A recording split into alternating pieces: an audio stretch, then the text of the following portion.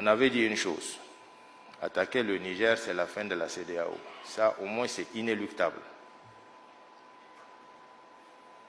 C'est inéluctable.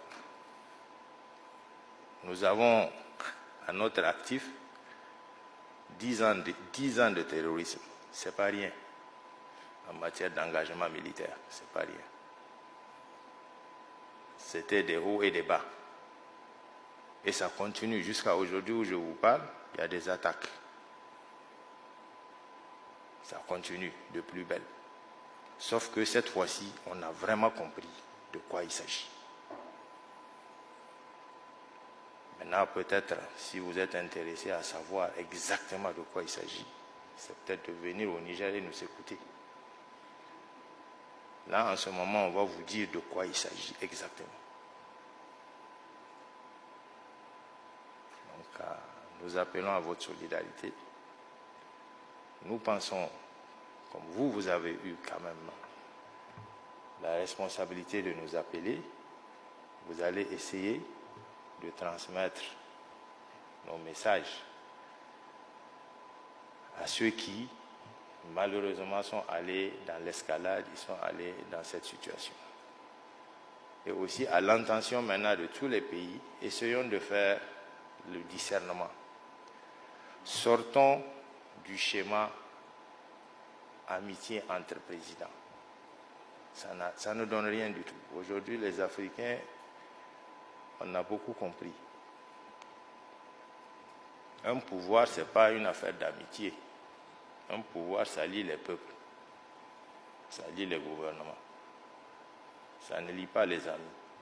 Ce n'est pas parce que je suis un ami qu'il faille, coûte que coûte, dire, bon, il a perdu son pouvoir, il faut le remettre en selle. Ce n'est pas de ça qu'il s'agit. Et un pouvoir qu'il a acquis comment? Vous avez la réponse. Nous, on a toujours été appelés la grande muette. De loin, on observe tout ce qui se passe. Et on comprend ce qui se passe. Nous voyons ce qui se passe. Donc, par rapport à ça, il n'y a pas de doute. Quand nous sortons et que nous voulons vraiment nous approprier de certaines thématiques qui engagent la vie de tout le monde, je pense qu'il faut nous écouter. Le Niger est un verrou pour les pays du Golfe. On n'a pas besoin de le démontrer. Si le Niger aujourd'hui est assailli de tous côtés et que le Niger résiste, il faut vous demander comment nous faisons. C'est au prix d'énormes sacrifices. Nous avons été dans ces écoles occidentales. Nous connaissons ce qu'il y a comme moyen qui puisse lutter par rapport à ça. Souvent, nous sommes incapables de le faire parce que nous ne disposons pas des moyens. Pourquoi? Parce que même l'achat des moyens répond à une stratégie, répond à une géopolitique, répond à beaucoup de choses. Nos pays, nous sommes là face à des gens où même la munition, la simple munition, nous ne fabriquons pas, pour la plupart de nos pays. Ça veut dire que la munition même est arrivée d'ailleurs. On se rend compte que ces terroristes ont toujours du poil de la bête. Qui leur donne les moyens? Facile à dire. Ils attaquent les troupes, ils dépouillent les troupes, ils ont les munitions. Mais vous savez pertinemment que ce n'est pas suffisant. Ce n'est pas ce qu'une compagnie peut transporter qui peut permettre aux djihadistes de mener un combat pendant 1 an. Là, c'est une utopie. Donc, il y a beaucoup de questionnements qu'il faut se poser. Si nous voulons réellement que cette paix soit une réalité dans notre espace et en Afrique tout entière.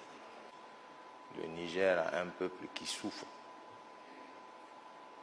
Il souffre. Parce que tout simplement, il n'a pas été compris. Et l'engagement que nous avons vu de ce peuple, c'est un peuple qui est vraiment engagé. Et très engagé. Donc la meilleure façon, Je pense pour nous tous, c'est de nous comprendre, de nous écouter et de venir expliquer. On n'a jamais dit qu'on est venu pour s'éterniser au pouvoir. On ne l'a jamais dit. On a bel et bien dit moins de 3 ans. Ça, c'est un délai. Un délai qui nous semble raisonnable. Pour qui? Un délai durant lequel nous pensons que le problème sécuritaire peut trouver un début de solution. Nous n'avons pas l'ambition de dire qu'on peut finir avec le terrorisme. Non. C'est une affaire mondiale, on le connaît, on le sait très bien. Mais au moins, nous pouvons apporter un peu de lueur d'espoir à cette population.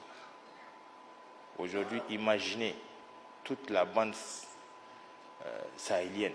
Pratiquement, la population a été paupérisée. D'abord qu'elle n'avait rien. Et maintenant, c'est des milliers et des milliers de têtes de bétail. La seule économie à laquelle ils s'accrochent est perdue. C'est le bétail. Chaque matin que vous entendez, c'est des centaines de têtes de bétail qui sont ravies par les terroristes et qui disparaissent. Donc, c'est des entrepreneurs de guerre qui sont là. C'est des bandits qui sont là, qui ne cherchent qu'à s'enrichir en réalité. On vous parle de la zone de 3 frontières. Nous avons la cartographie de la zone de 3 frontières. Nous savons ce qu'il y a là-bas. C'est truffé de mines d'or. Donc aujourd'hui, c'est entretenu parce que tout simplement, les gens se retrouvent là-bas.